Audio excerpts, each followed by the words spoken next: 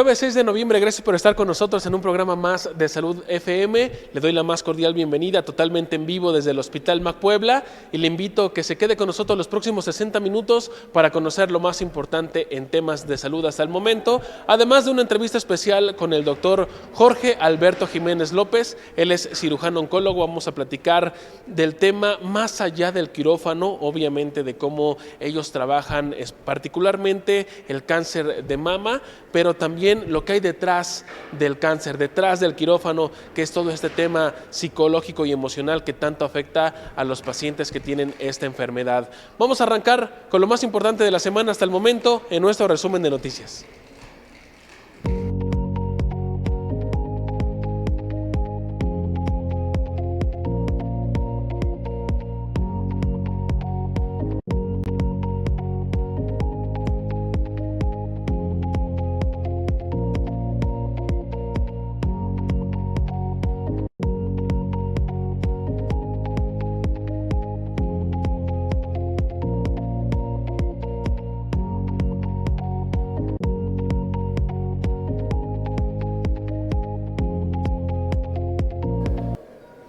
El Sistema de Urgencias Médicas Avanzadas SUMA realizó el traslado aéreo de una paciente de 27 años al Hospital de la Mujer y Neonatología de Tehuacán.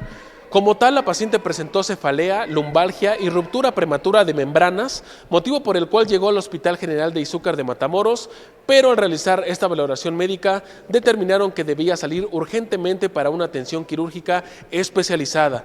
El traslado fue exitoso gracias a la supervisión médica y la mujer fue atendida de forma integral para salvaguardar su vida. Hasta el momento se desconoce su estado de salud, tampoco se tiene información acerca del estado de salud del bebé, quien llevaba un aproximado de 30 semanas de gestación. En más información, la depresión abraza al estado de Puebla, pues la Secretaría de Salud Federal informó que se han registrado casi 2.600 casos hasta el momento. Las mujeres lideran esta estadística en Puebla, 1.929 mujeres diagnosticadas de depresión, mientras que la cifra en los hombres es de 660. Estos datos que les estoy compartiendo son del 1 de enero al 25 de octubre del presente año. Casi 10 personas son diagnosticadas con depresión en Puebla. Las cifras ahí están, sabemos cuántas personas son diagnosticadas, pero no tenemos información de cómo llevan su tratamiento. En Puebla se están promoviendo acciones, entre ellas el Ceposami, la Línea de la Vida y el DIF. ¿Qué tan eficiente sea el Ceposami? ¿Qué tan rápido contestan en la Línea de la Vida? ¿Qué contención? ¿Qué acompañamiento a corto, mediano y largo plazo? Esa es la gran incógnita. Continúa la vacunación contra el VPH en niñas y niños de septiembre. A la fecha se han aplicado 960.548 dosis, va por debajo de la media nacional, misma que busca vacunar a 2.5 millones de jóvenes. Digno de aplaudirse, por primera vez en la historia del país, se incorporó a los niños y no solamente a las niñas como se venía manejando durante años. Ahora niñas y niños de quinto grado de primaria y de 11 años no escolarizados gozan de esta vacuna contra el virus del papiloma humano. Recuerde que el VPH es considerada la infección de transmisión sexual más frecuente. Todo individuo sexualmente activo estará expuesto en algún momento de su vida a este virus. Por ello, es vital que los jóvenes se protejan contra esta vacuna, que, ojo, es la nonavalente, misma que protege contra la mayoría de los tipos de VPH de alto riesgo. No lo olvide, papá y mamá, familia que nos observa, los grupos a vacunarse son niñas y niños de quinto grado de primaria, niñas y niños de 11 años que no se hayan vacunado anteriormente, adolescentes de 12 a 16 años sin antecedente de vacuna, personas de 11 a 49 años que viven con VIH y adolescentes que lamentablemente hayan sido víctimas de violencia sexual, desde los 9 hasta los 19 años. No tiene costo esta vacuna en el sector público y la campaña estará destinada a terminar el próximo 19 de diciembre. Aún hay tiempo para que usted pueda aplicarse esta vacuna. Y en plena campaña nacional de vacunación otoño-invierno, ni el ISSSTEP ni el ISSSTE cuentan con la vacuna contra la influenza. Y es que bajo una serie de denuncias que fueron compartidas a nuestro medio, logramos realizar una investigación y constatar que no cuentan con dicha dosis, a pesar de que el gobierno del estado y todo el país lanzaron esta campaña desde el pasado 13 de octubre. Y les cito lo que el gobierno escribió en comunicados anteriormente. El 14 de octubre mencionaron: la estrategia busca prevenir enfermedades respiratorias graves, reducir complicaciones, hospitalizaciones y defunciones en los meses de frío, principalmente de octubre a diciembre. En otro comunicado también pusieron: por amor a Puebla, el gobierno del estado reitera su compromiso de garantizar el acceso equitativo y oportuno a los servicios de salud. Esto fue principalmente por las zonas afectadas por las lluvias. Por otra parte, el 23 de octubre titularon en un comunicado que el gobierno protege a las familias poblanas con esta campaña de vacunación invernal, pues ni el ISSSTEP ni el ISSSTE cuentan con esta vacuna, y de risa la forma en cómo contestaron, ya que se asistió a los complejos, se realizaron llamadas y la respuesta fue insólita: no, mijo, no sabemos y no sabemos para cuándo llegue. La vacuna contra la influenza estacional está dirigida a niñas y niños de 6 a 59 meses, personas adultas de 60 años, mujeres embarazadas, personal de salud y personas de 5 a 59 años con comorbilidades. Logramos constatar que las unidades de salud que sí cuentan con la vacuna son el IMSS en San José y el IMSS Zona 35 en Cuautlancingo. Los derechohabientes de ISSSTE e ISSSTEP les tocará esperar, ojalá y no se nos enfermen. Y ojo, cientos de pacientes nos están mandando mensajes que están hartos del desabasto de medicamentos y de la atención médica que tienen de especialidad en estos complejos. Estamos trabajando en información muy especial que se la vamos a ir compartiendo a la brevedad en nuestras redes sociales. Hace unos días, Beatriz Manríquez, quien es diputada local en el Congreso del Estado de Puebla por el Partido Verde, realizó un exhorto a la Secretaría de Salud, mismo que fue aprobado por la Comisión de Salud y está enfocado en la sensibilización y capacitación del personal médico para lograr una atención respetuosa, digna y humana. ¿A quién no le ha pasado que asiste al médico o está siendo atendido en un hospital y recibe malos tratos, caras, lo hacen esperar horas o bien hacen comentarios hirientes? Yo creo que a todos los mexicanos nos ha pasado algo así. Por ello, esta increíble e impresionante iniciativa busca exhortar a la Secretaría de Salud del Estado a implementar y fortalecer programas de capacitación para el personal médico, de enfermería, trabajo social, psicología y administrativo en temas de perspectiva de género, ética médica y derechos humanos. También incorporar lineamientos sobre el uso del lenguaje no discriminatorio en los protocolos de atención, con especial énfasis en los contextos de atención ginecológica y oncológica. Exige que la Secretaría de las Mujeres diseñe e implemente campañas de sensibilización sobre los efectos del lenguaje discriminatorio en el personal de salud y la ciudadanía. En esencia, el exhorto busca garantizar que el trato en los hospitales públicos sea más humano y empático con los pacientes y sus familias. Necesaria esta intervención cuando se está enfermo, se sufre, desde luego el paciente sufre, la familia y todo el entorno. Lo que menos espera una persona convaleciente es un maltrato, y esto lo debe atender el personal de salud. Hace falta muchísima empatía, ojalá llegue a buen puerto esta iniciativa, y desde aquí le mandamos un fuerte abrazo a la diputada Beatriz Manríquez. No solo en los hospitales públicos, también los privados necesitan mejorar su atención. En los últimos días se ha convocado a una marcha pacífica con el objetivo de que el gobierno federal se dé cuenta que muchos ciudadanos están hartos de su gestión. Bajo el lema Despierta México, prácticamente todos los estados se están sumando. Esto no es idea de la oposición, no está impulsado por un dueño de una televisora, ni nada de eso. Se quieren colgar, pero no. Esto nació por los jóvenes y por todos los mexicanos, en donde me incluyo. Ya estamos hasta la madre de la violencia, la corrupción, la impunidad del gobierno y la deshumanización del sector salud, siendo este último uno de los más afectados, ya que no hay medicamentos, no hay insumos y no hay respuesta por parte de la presidenta. Incluso el personal de salud está convocando a un paro nacional donde citaron: nos unimos al pueblo de México, a la generación Z, a los agricultores, a los campesinos, a los maestros, a las madres buscadoras, a los enfermos y a Carlos Manso. La intención es que asistan con su bata blanca y alcen la voz ante la ineficiente situación que vive el país en temas de salud. Les repito, no hay medicamentos, no hay insumos, niñas y niños sin cirugía, pacientes oncológicos en el olvido y mucho, pero mucho más lo que sufre este país. La cita es este próximo 15 de noviembre. De verdad creo que esta manifestación será histórica, nunca antes vista, y se dará cita en las principales zonas de los estados. En Puebla particularmente, todo iniciará desde el Palacio Municipal en punto de las 12 del día. Ahora sí, por amor a Puebla, por amor a México, si usted es derechohabiente, asiste a consulta y le dicen que no hay medicamentos, si usted necesita una cirugía y le dicen que no hay fecha, le dicen que no hay insumos, que no hay nada, no deje pasar este día y alce la voz.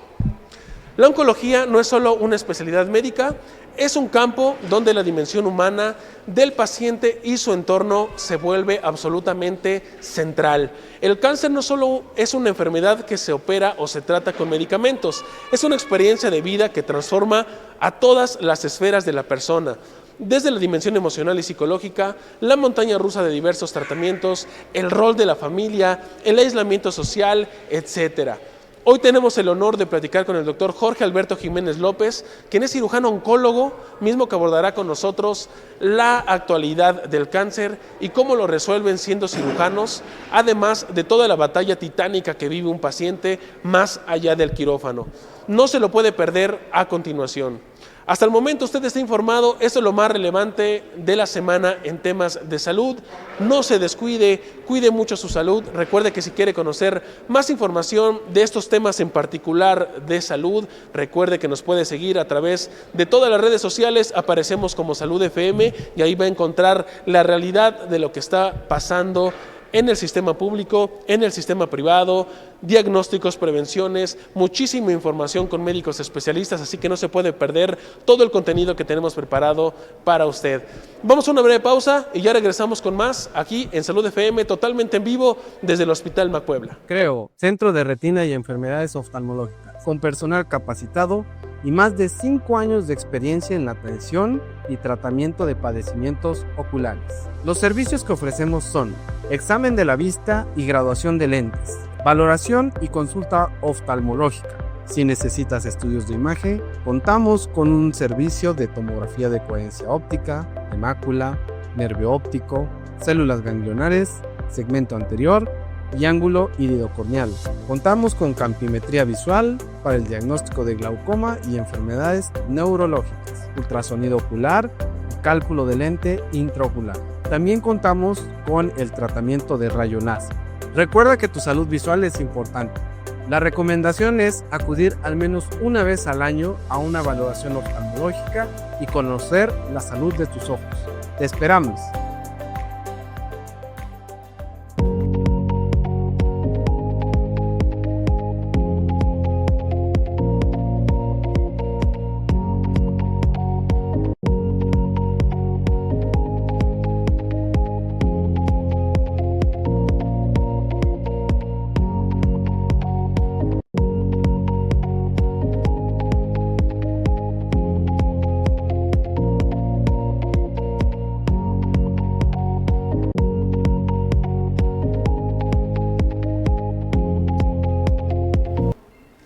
Estamos de regreso totalmente en vivo desde el Hospital MAC Puebla. Yo tengo el gusto de presentarles al doctor Jorge Alberto Jiménez López. Él es cirujano oncólogo con cédula profesional 3721-385 y cédula de subespecialidad 9852-135. En pantalla van a observar sus redes sociales y estoy muy feliz de que esté con nosotros, doctor. Bienvenido a Salud FM. ¿Cómo está? Buenos días. Buenos días, muy bien, gracias. A tus órdenes. Doctor, pues quisiéramos conocerlo un poco más, si nos puede platicar brevemente su historial académica, doctor, y sobre todo, ¿por qué decidió atender el cáncer, doctor? Sí, bueno, mi formación académica comienza en la ciudad de Oaxaca. Ahí estudié yo la licenciatura en la Universidad Autónoma Benito Juárez de Oaxaca. Después de eso llego a Puebla hace 21 años a hacer la especialidad en cirugía general y la subespecialidad en cirugía oncológica. Entonces mi formación de especialidad y subespecialidad es completamente poblana, ¿no? Doctor, vamos a hablar sobre todo del tema que a usted le compete, que es la cirugía oncológica, en unos momentos más. Pero más allá de extirpar un tumor, doctor, ¿cómo vive un paciente? Me llamó mucho la atención la forma en cómo usted comunica en sus redes sociales, pues la tristeza que viven, todo el entorno psicológico.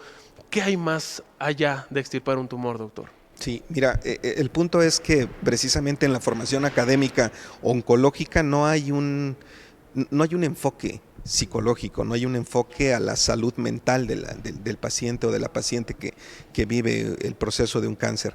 Y cuando tú terminas, realmente estás muy enfocado pues a determinar factores de resecabilidad, si el tumor puede o no quitarse, condiciones anatómicas, los tipos de tratamientos que va a recibir el paciente después o antes de la cirugía, pero pocas veces tomas una perspectiva general de el impacto emocional que tiene el diagnóstico, desde el momento de la sospecha, cuando a un paciente le dicen, oye, puedes tener cáncer en cualquiera de sus variedades, ya es un balde de agua fría. Y evidentemente los seres humanos somos diferentes, entonces lo tomamos desde diferentes perspectivas, ¿no? O hay diferentes reacciones para esto. Por eso ahí, conforme va pasando el tiempo y vas madurando como profesional, te das cuenta de la importancia del tratamiento multidisciplinario.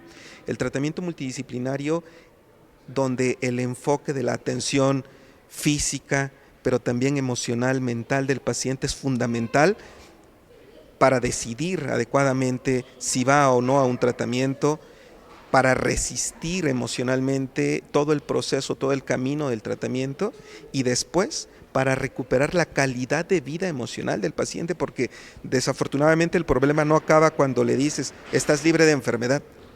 Ahí comienza otro camino donde el paciente está asustado, donde el paciente tiene secuelas emocionales de un camino que fue muy difícil, ¿no? Que afortunadamente lo haya logrado o no, pero hay secuelas. Entonces, debe haber un acompañamiento multidisciplinario, no solamente por los oncólogos, sino por el psicólogo, por el fisioterapeuta, por el nutriólogo, la nutrióloga, que lleven de la mano para lograr no solamente la sobrevida del paciente, sino la sobrevida con calidad de vida, que ese es el enfoque que a mí me gusta llevar desde ese momento, ¿no? Como cirujano, doctor, ¿qué tan complicado es recibir un paciente con una noticia de cáncer? ¿Ya llegan con usted con esa noticia? ¿Usted hace todo un proceso para determinar si hay cáncer o no? Pero ¿cómo llega este paciente? Muchos llegan con sospechas diagnósticas y nos toca a nosotros establecer un protocolo diagnóstico para confirmar o descartar la enfermedad, y otros más llegan ya con diagnósticos establecidos para segundas opiniones o para, dar el tratamiento inicial, ¿no? Entonces, lo vemos desde las dos perspectivas, y en las dos perspectivas definitivamente el paciente está asustado, ¿no? Pocas veces he visto pacientes que, proyectan mucha seguridad y estabilidad, pero seguramente en un interior seguramente están asustados. Y eso es lo que hay que entender para poder incluso intentar dar la información de la mejor manera posible, aunque esto es muy complejo, porque los seres humanos somos muy diferentes. ¿Existe más esperanza, doctor, en una cirugía que en una radioterapia, que todo un proceso que hay del entorno del cáncer? Son tratamientos diferentes y los enfoques son diferentes, es decir, la cirugía está establecida en muchas ocasiones como la piedra angular del tratamiento de los tumores sólidos, porque en la palabra cáncer están involucradas cerca de 400 enfermedades diferentes, algunos de ellos no forman tumores, esos son tratados con quimioterapia o inmunoterapia y no requieren un tratamiento quirúrgico. Para los tumores sólidos, la mayor parte de las ocasiones, la piedra angular del tratamiento es resecarlo, es retirarlo, ¿no? Entonces, y los tratamientos complementarios, como son la radioterapia y la quimioterapia, la inmunoterapia, la hormonoterapia, terminan de cerrar este ciclo, ¿no? de tratamiento, pero no sustituyen unos a otros. Ahora, el orden de los tratamientos muchas veces está establecido por un análisis perfectamente bien llevado, en el que se decide si el paciente va a ir como primera instancia a la cirugía o tiene que recibir tratamientos como quimio, radioterapia, previo al tratamiento quirúrgico. Doctor, ¿cuál es la cirugía que más realiza? O sea, ¿cuál es el cáncer que más está tratando en quirófano? Cáncer de mama. cáncer de mama desafortunadamente es un problema de salud mundial y en México no es la excepción. México además con una característica donde tenemos una incidencia de cáncer de mama en mujeres menores de 40 años mayor que en el resto de Latinoamérica y en Europa incluso. ¿Qué opinión le merece, doctor, en todo este entorno que nos está comentando de cáncer de mama? Y notaba en sus redes sociales muchas cirugías, ¿no? Que nos comparte, estoy en quirófano, estoy realizando una extirpación de cáncer de mama.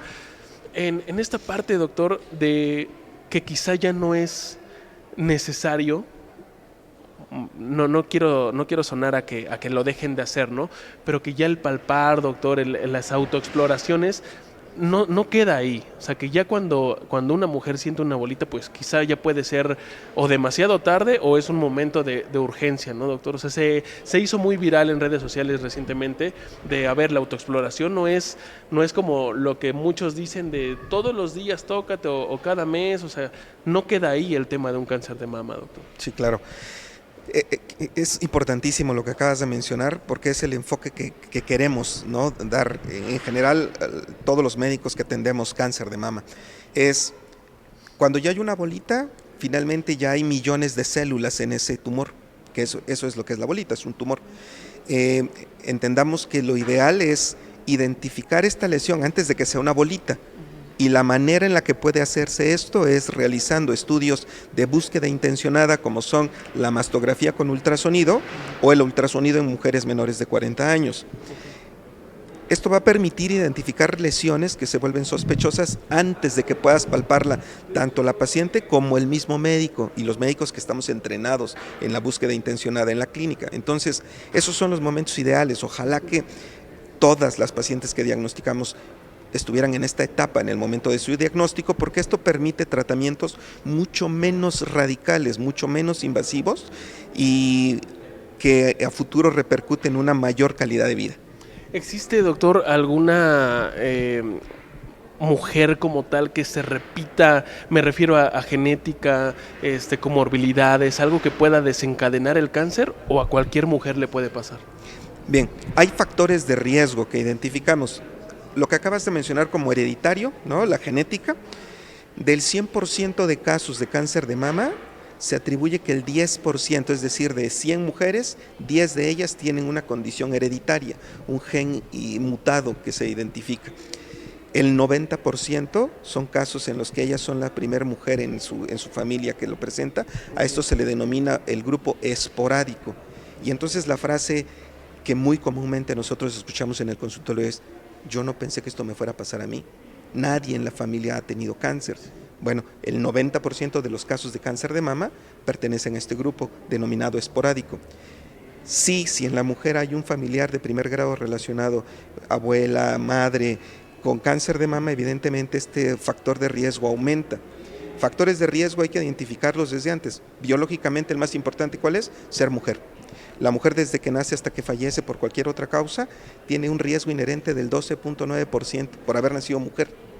A eso se le van sumando factores como, obesidad, como el hecho de no tener hijos, como el hecho de no lactancia, como condiciones de lesiones premalignas, ¿no?, que ya haya tenido lesiones en la mama aunque no sean cáncer. Vamos, hay que ir identificando y eso va sumando porcentaje, hasta que, por eso se considera que es una enfermedad multifactorial. En el 90% de los casos que no conocemos una mutación genética, se considera multifactorial, se conjugan muchos factores para permitir la mutación de estas células y que se desarrolle alguno de los tipos de cáncer de mama. Si bien entendemos, doctor, que la autoexploración pues no es la base de todo, es importante, pero ¿qué otras acciones deben de tomar las mujeres que nos están observando, que tienen que hacer sí o sí, doctor? ¿Qué recomienda para un diagnóstico temprano quizá, o para que siempre estén al pendiente de su salud y pues se pueda descartar algún cáncer en un futuro, doctor? Sí. Si bien, para un diagnóstico temprano no es la autoexploración lo ideal, pues tiene que sí ser parte de la cultura de salud de la mujer, aprenderse a autoexplorar, aprenderse a conocer para que se identifique lo más pronto posible cualquier alteración, no necesariamente una bolita, sino alteraciones, por ejemplo, en la superficie de la piel, como pueden ser coloraciones rojizas, secreciones a través del pezón, hundimientos en sitios donde no había, la famosa piel de naranja, que es el marcaje de los poros en cierta zona de la mama. Ahora, el cáncer puede o no doler. Ante cualquier sintomatología en la mama, acudir de manera inmediata a una atención médica. Creo que esa es la recomendación importante de esto. Doctor, en algún momento escuché que todas las mujeres podrían tener fibroadenomas, ¿no? Que a veces esas bolitas se pueden confundir.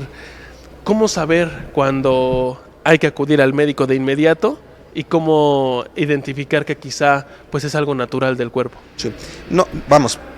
Yo como paciente no voy a poderlo identificar. Sí. Es importantísimo que ante cualquier sintomatología, repito, se acerquen al profesional de la salud, que idealmente, sea de un nivel de especialidad o subespecialidad en estos escenarios, porque de acuerdo a esto, a la exploración física y a los estudios de imagen, se va a poder establecer si esa lesión, si esa bolita cumple ciertas características por imagen de sospecha o no para un cáncer de mama.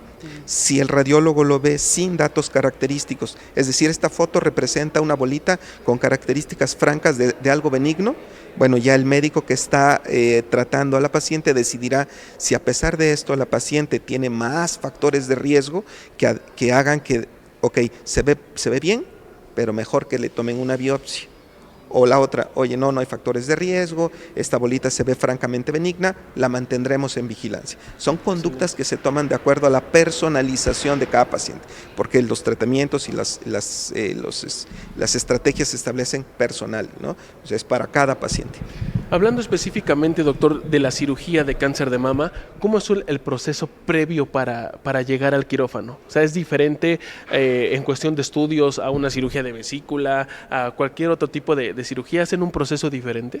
Bueno, en específico para la evaluación de la mama sí, porque hoy afortunadamente el tratamiento del cáncer de mama es, podríamos decirlo, mínimamente invasivo, ¿no? A diferencia de cuando inicia el tratamiento del cáncer de mama hace más de 100 años, donde se decía que entre más quitaras era mejor, y se quitaba mama, músculos, costillas, incluso ganglios en la axila y del cuello. Hoy hay un giro de 180 grados en este sentido y cada vez se da el término de desescalamiento terapéutico, es decir, cada vez eres menos agresivo en el tratamiento quirúrgico. Incluso en etapas no tan tempranas, modificas la estructura del tratamiento y va primero a radioterapia o quimioterapia. Si el tumor reduce lo suficiente, vuelve a ser candidata a la paciente para un tratamiento mucho menos invasivo.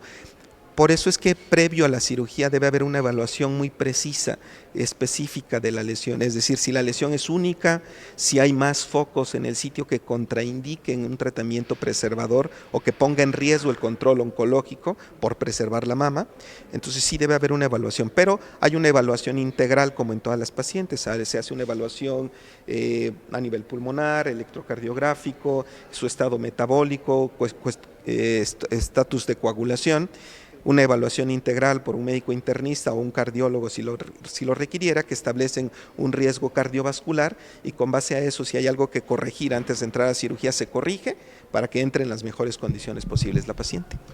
Ya dentro de cirugía, doctor, ¿cómo ha evolucionado? ¿Cómo lo realizan? Se habla mucho de cirugías laparoscópicas, o sea, hay muchísimas cuestiones nuevas, pero en la parte de una cirugía por cáncer de mama, ¿cómo lo están haciendo? Mira, actualmente ya pocas veces se retira todo el seno. Hay indicaciones precisas todavía para retirar completamente la mama, pero pocas veces se hace. El mayor porcentaje de cirugía se denomina tratamiento preservador de la mama, y esto implica que no solamente es porque dejas la mama, sino porque va acompañado de un tratamiento de radioterapia de la mano, porque preservas el resto del tejido. Actualmente hay técnicas que se denominan técnicas de cirugía oncoplástica, donde se combinan técnicas de cirugía oncológica y cirugía plástica, que permiten no solamente preservar la mama, sino obtener resultados estéticos favorables para la paciente. Ahora, ¿por qué esto es importante en un escenario de un cáncer? Porque, el pensamiento lógico es, a mí lo que me interesa es estar vivo, ¿no? Pero afortunadamente la combinación de los tratamientos hacen que cada vez haya más mujeres sobrevivientes al cáncer de mama. Y una mujer sobreviviente, lo mencionábamos hace un momento, tiene secuelas emocionales. Y una de ellas que se advierte es el hecho de la autopercepción después de un tratamiento radical, ¿no? Que puede o no afectar a la paciente, pero muchas de ellas no se sienten a gusto después correctamente, con una imagen, con una percepción de la autoimagen. Cuando tú logras resultados incluso estéticos favorables, hay una mejor calidad de vida emocional para la paciente, y eso es lo que se busca actualmente. Aunque también esto es una decisión absoluta de la paciente, se deben explicar los escenarios terapéuticos a los que ella es candidata y ella decidirá, porque también hay escenarios en los que a mí me han dicho: Jorge, sí, gracias, pero quítame el seno. Sí, yo voy a estar más tranquila si me quitas el seno. Se explica con punto y coma, se dan los detalles, pero muchas veces, bueno, no muchas veces, pero algunas veces sí esta es la conclusión: sí, Jorge, gracias, pero no, yo quiero que me quites el seno, y eso hay que respetarlo completamente. Esto es interesante porque se le da voz a la paciente de decisión, doctor, pero en la parte como cirujano, usted como especialista, ¿nos podría explicar en qué momento sí y en qué momento no se debe de dejar la mama? Claro, una de las contraindicaciones que actualmente incluso están cambiando, pero para poder preservarla, es decir, una de las indicaciones para retirarla, es que haya una enfermedad que se denomina multicéntrica, es decir, la mama la dividimos en 4 partes y que en más de 2 sitios diferentes, en más de 2 cuadrantes, haya focos evidentes, le llamamos, es decir, tumores en más sitios en más de un cuadrante, ¿sí? Que esté salpicada, digamos, la enfermedad. Entonces, una de las indicaciones para retirarla completamente es esta. Ahora, esto no quiere decir que la mujer forzosamente, al realizar una mastectomía, que es el nombre técnico de esta cirugía, salga sin reconstrucción, porque lo mencionaba hace rato, las técnicas de cirugía oncoplástica dicen: ok, ella necesita retirarse toda la glándula. Bueno, se desarrollan técnicas en las que preservas la piel y en ese momento se puede hacer una reconstrucción retirando la mama con la colocación de un implante. Y entonces en ese momento se llama reconstrucción inmediata. También la reconstrucción tiene momentos, puede ser una reconstrucción inmediata o una reconstrucción diferida cuando ha concluido los tratamientos oncológicos. Cada paciente es analizada de acuerdo a sus características anatómicas, el tipo de tratamiento, la condición de la piel después del tratamiento, y otra vez se individualiza el tratamiento. Posterior a esta cirugía, doctor, ¿cómo es la recuperación de la paciente? ¿Qué tan complicada es desde la parte natural de salud y también la parte psicológica? En la parte psicológica definitivamente siempre hay cicatrices, ¿no? Si lo podemos llamar de esta manera, cicatrices emocionales, y es una paciente, muchas veces quedan con miedo, ¿no? Con la cancerofobia, que es el concepto que se denomina, y muy susceptibles a cualquier síntoma. Lo que hacen es ir de inmediato a la atención médica, ¿no? Muchas veces a mí me buscan a veces a las 10, 11 de la noche, oye, es que sabes que me está doliendo la mama, ¿tú crees que sea? Procuro siempre tener este puente de comunicación abierto con las pacientes, porque entiendo que genera mucha ansiedad, ¿no? A lo mejor desde la perspectiva como médico dices, bueno, pues no va a pasar nada si te contesto mañana en la mañana, ¿no? Pero cuando te pones en sus zapatos y dices, si a mí no me contestaran una condición de tanta ansiedad, mañana no va a tener uñas cuando yo la vaya a ver, ¿no? Y eso por decirlo menos. Y entonces procuro, ¿no?, siempre hacer esta respuesta: no te preocupes, no avanza tan rápido, o no te preocupes, te veo mañana a primera hora, o me da sus síntomas y le digo, muy probablemente esto no se trate de esto, pero te reviso mañana por la mañana.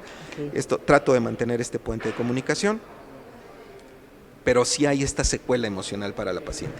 Físicamente, por los tratamientos quirúrgicos que hoy hacemos de mínima invasión en la mama, físicamente la recuperación es muy rápida, ¿no? Porque las secuelas que anteriormente se generaban por hacer un tratamiento quirúrgico axilar, que eran pues dolor en el brazo, que se dematizara, anestesia, que no tuvieran sensibilidad en la cara interna o incluso en el hombro, cada vez son menos porque somos mucho menos extensos en el tratamiento. Entonces la recuperación física realmente es mucho más rápido, y acompañado siempre, idealmente, por el fisioterapeuta que ya tiene formación en tratamientos quirúrgicos oncológicos.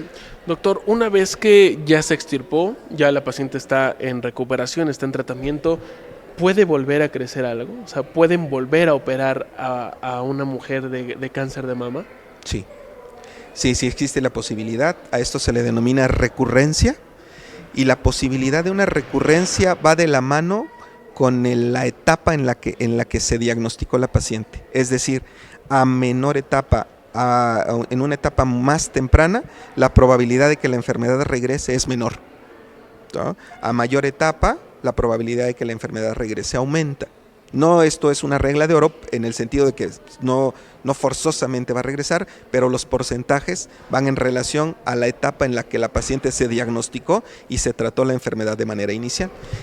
Y la recurrencia, puede ser en el mismo sitio donde fue la primera vez, en la mama contralateral o en un sitio a distancia de donde esto comenzó, que puede ser pulmón, hígado, huesos. Doctor, ¿hasta qué momento usted deja a la paciente?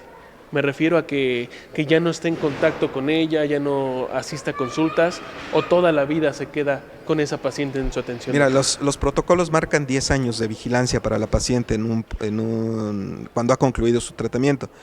Pero vamos, yo llevo 13 años de cirujano oncólogo y tengo pacientes que operé desde ese inicio y seguimos en contacto, ¿no? O sea, yo ya les dije, bueno, oye, vamos a ya concluir. Me dice, vengo el próximo año, ¿no? Entonces, seguimos en vigilancia y siempre se mantiene. Pero el protocolo marca 10 años de vigilancia. ¿Hay una mayor conciencia, doctor, sobre el cáncer de mama? O sea, ¿ve a las mujeres más preocupadas, con mayor iniciativa de cuidar su salud? ¿O seguimos como en esa, cómo decirlo, incertidumbre de prefiero no saber, prefiero no ir para que no me digan algo? O sea, ¿se realizan mastografías, no se realizan mastografías? ¿Cómo ve este entorno, doctor? Yo creo que es muy de la mano con la condición socioeconómica de la paciente, es decir, al grupo socioeconómico que pertenezca va a ir de la mano esto.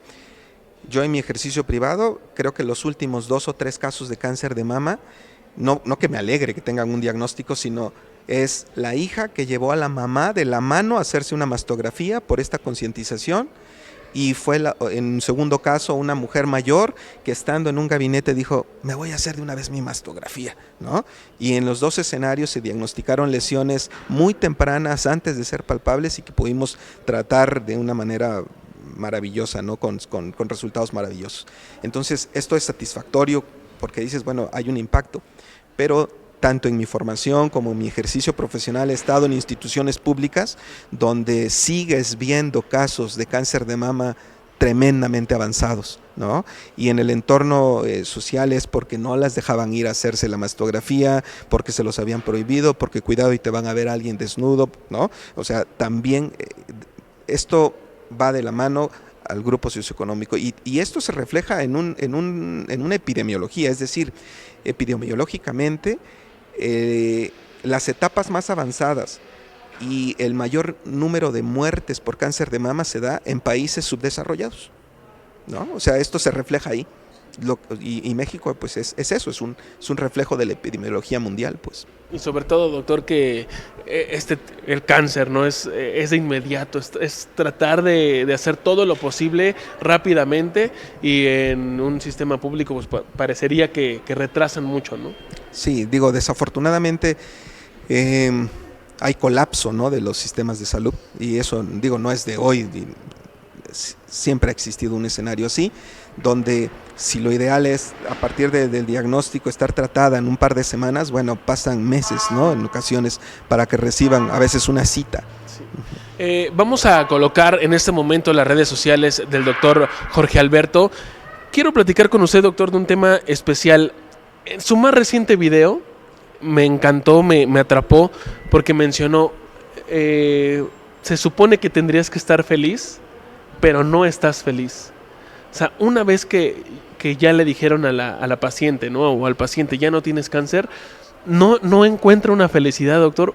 ¿Por qué nació ese video? ¿Le ha tocado pacientes que no se sienten contentos por decir ya se acabó esta batalla titánica, como lo decíamos al inicio del programa, doctor? ¿Qué observa en los pacientes post ya un tratamiento de cáncer?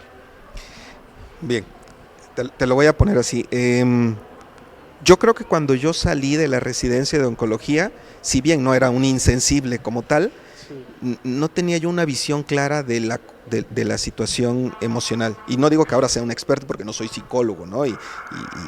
Pero vamos, yo comparto mi vida con una neuropsicóloga, ¿no? Mi esposa es neuropsicóloga, y eso a mí me ha hecho tener un crecimiento profesional hacia el área de la salud mental, darle la importancia que se requiere, y entonces percibo o trato de percibir con quién estoy, ¿no? Quién es este ser humano con quien yo estoy tratando, ¿no? Que es la mamá de, la tía de, la abuela de, ¿no? La hija de alguien. Entonces voy un poquito más allá, intento hacerlo. Y sí, eso hace que muchas veces perciba algunas otras circunstancias que en un ejercicio convencional quizás no lo hubiera hecho, ¿no?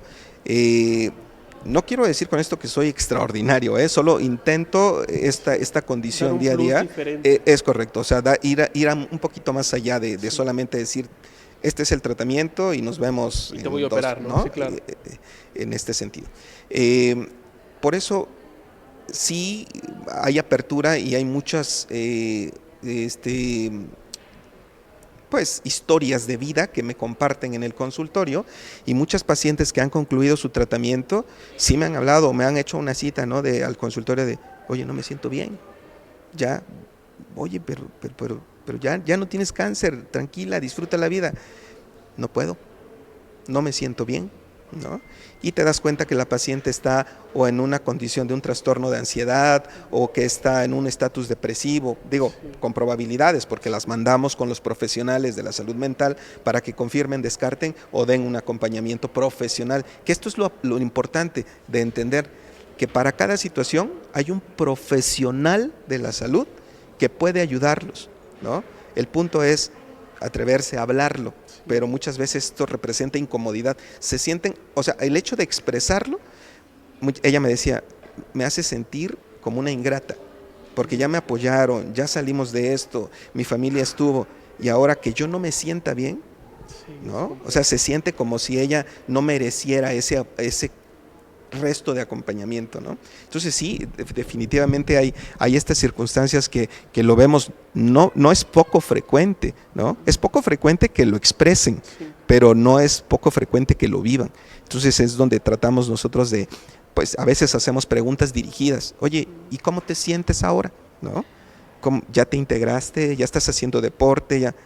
No tengo energía, es que lo he estado intentando. Y ahí te vas dando cuenta de cuál es su estatus emocional, ¿no? ¿Esto es nuevo, doctor? O sea, el crear un equipo multidisciplinario, porque entenderíamos que quizá ustedes son como esa opción para el paciente, van a acudir con él y lo van a operar, ¿no? Pero ya integrar un grupo multidisciplinario, ¿desde cuándo lo hace, doctor? ¿Es nuevo? ¿Los colegas lo hacen? ¿Cómo está este tema? Mira, nosotros ya tenemos un rato haciéndolo, integramos un grupo pues multidisciplinario en el que incluso para tomar decisiones terapéuticas nos reunimos y lo platicamos y lo discutimos, ¿no? de manera profesional, y como te decía hace un momento, ¿no? Ya pues desde hace un rato también el aspecto de la salud mental es algo que consideramos que es fundamental, porque incluso eso reduce el abandono de los tratamientos, ¿no? O sea, a veces hay abandonos de tratamientos no por una condición económica o no por una falta de resistencia física, sino por una condición emocional, ¿no? Eso apuntala al ser humano para que pueda concluir esta trayectoria o este camino tan difícil. Entonces ya es un par de años ya varios años que buscamos integrar un equipo multidisciplinario.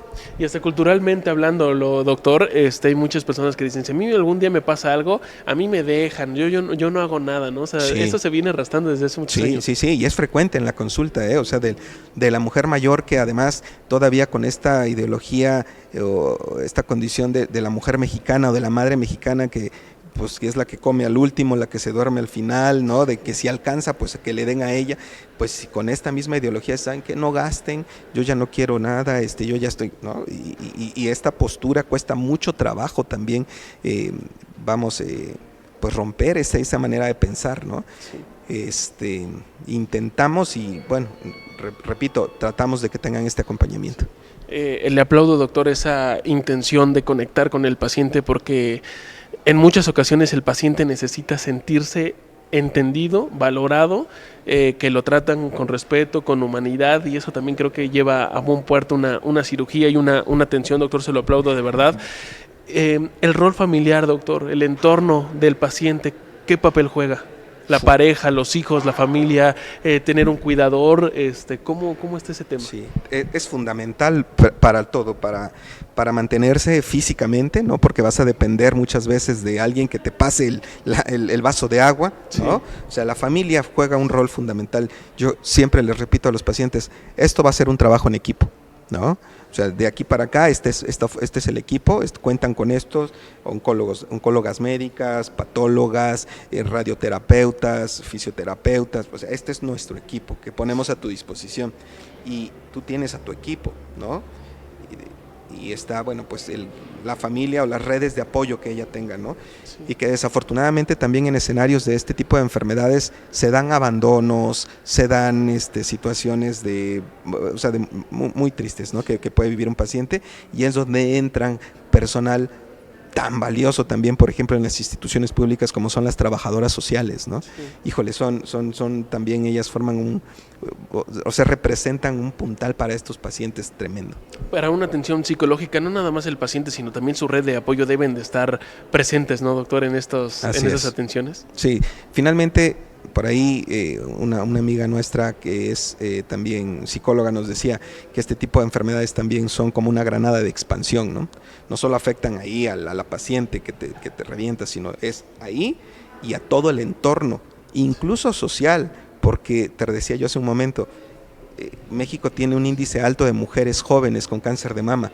Bueno, pues son mujeres económicamente productivas que dejan de serlo, ¿no? Sí. Y que muchas veces son líderes del hogar. Y ahí es donde impacta también de manera terrible la condición social y económica, ¿no? Entonces es una granada de expansión y entre más redes de apoyo, mucho mejor para esta paciente, ¿no? Doctor, tenemos algunas dudas de nuestro auditorio, si nos permite vamos a darles voz. Nos comentan, doctor, en su carrera, ¿cuál ha sido el momento más difícil? No por la complejidad técnica de la cirugía, sino por la situación humano-familiar que rodeaba al paciente.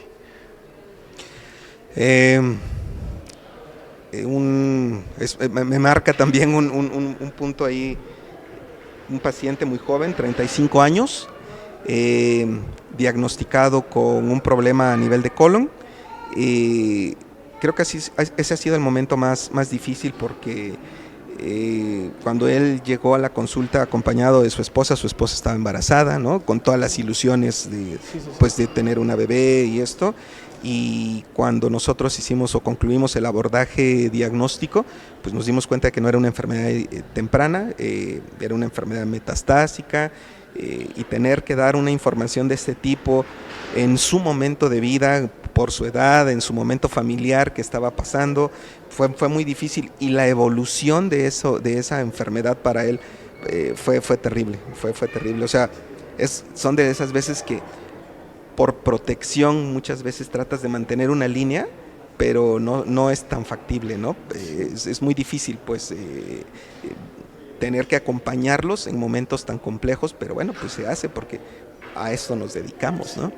Nos dicen, doctor, sabemos que el cáncer de mama también les puede dar a los hombres. ¿En algún momento le ha tocado atender a uno? Fíjate que solamente he atendido un paciente en 12 años con cáncer de mama, sí. Estadísticamente pues representan el 1% del total de casos de cáncer de mama, pero personalmente yo solo he visto un caso en institución pública, de hecho. Nos dicen, doctor, ¿cómo aborda usted como cirujano la conversación con un paciente al que no le puede prometer una cura, sino una mejora en su calidad de vida? ¿Qué palabras elige? De entrada debe ser una plática, o es siempre una plática con una honestidad absoluta, tratando de llevarlo bajo un término de ética, ¿no? Entonces, con base a esto, nunca puedes prometer tú una curación. O sea, eso sería una falta de ética. Si tú prometes resultados o garantizas resultados, ahí hay una falta de ética ya, ¿no? Sí. Porque estadísticamente, incluso las etapas más tempranas que tienen una alta probabilidad de curación, pueden no tenerla. Y no dependen ni de una técnica quirúrgica, ni del paciente, sino de las características biológicas de la enfermedad. Okay. Le pregunté, doctor, esa pregunta es interesante, ¿cuál es el cáncer que más opera? Aquí nos preguntan, doctor, ¿cuál es el cáncer más complicado de operar? Yo creo que el cáncer de páncreas y las vías biliares, porque son cirugías muy extensas. Okay. ¿Cuánto se puede llevar una cirugía, doctor? Bueno, en la última cirugía que tuvimos con nuestro grupo de tumores de hígado, páncreas y vías biliares, hicimos 15 horas de cirugía. Wow. Sí. ¿Qué tan complejo es ese no descanso, doctor, de estar todo el tiempo en el quirófano? ¿Hay turnos entre ustedes como médicos? ¿Lo hacen seguido? Hicimos 2 pausas para hidratarnos en ese procedimiento, pero realmente no te das cuenta del cansancio, o sea, estás demasiado concentrado y no es como si, vamos, como que tuvieras una carrera continua, ¿no? Sino estás tan concentrado en lo que estás haciendo y a veces avanzas 1 o 2 milímetros y eso es un logro enorme. Entonces, la verdad, el equipo está muy concentrado, no te das cuenta hasta que terminas, ¿no? Sí. Te llega de golpe el cansancio y, vamos, es tremendo, pues. Nos dicen también, doctor, ¿qué tan frecuente es que tras la cirugía los patólogos reporten que los márgenes no están completamente libres de cáncer? ¿Eso suele pasar? Así nos comentaron con un familiar. Bueno, es que ese reporte debe estar en un transoperatorio. Nosotros retiramos el tumor, se lo entregamos a la patóloga ahí con nosotros en el quirófano y ella revisa. Ya después de tantos años nosotros de tener este vínculo con la paciente, con la patóloga, si estamos cercanos al tumor, realmente nosotros nos ampliamos más para que no tengamos un escenario en el que en el definitivo le llamamos nosotros, que es cuando ya se lo lleva al laboratorio y 4 o 5 días después tenemos el resultado final, nos dijeran, oye, no, sí está positivo. Para evitar eso realmente tenemos mucha comunicación con la patóloga ahí, revisamos nosotros la pieza con ella y eso a nosotros como equipo no nos ha sucedido. Sí. Doctor, nos comentan también, ¿cuál es el momento de su trabajo que le da mayor satisfacción? ¿Es dentro del quirófano o en el seguimiento?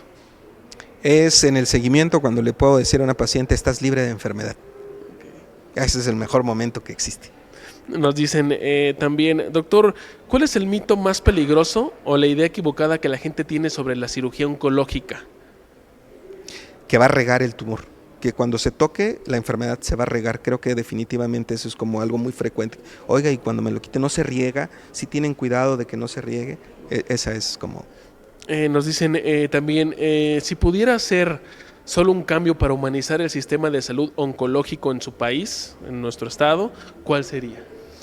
Que dentro de la formación del cirujano oncólogo, del oncólogo en general, hubiera una materia de psicología oncológica, fíjate. Sí, creo que eso sería fundamental.